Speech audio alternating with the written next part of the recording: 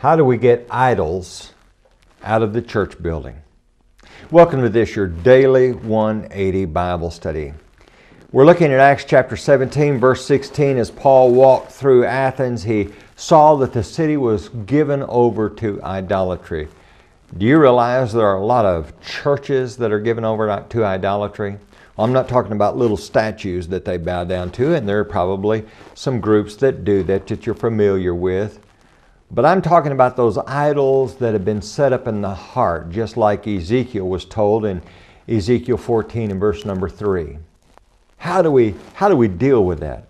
There's a great story over in 2 Kings chapter 23. Really begins back in chapter 22. Josiah is king. He becomes king when he's 8 years old, just a young man, but he had a great heart. And Josiah has delivery of money taken to the temple. And then one of the priests, Hilkiah, has this to say: hey, we found something. While we were making these renovations, we found the book of the law.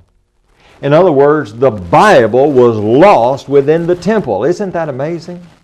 You know, there are many churches out there that have lost the Bible. Well, I don't mean they can't find a copy of it, but they have taken all the authority away from the Bible.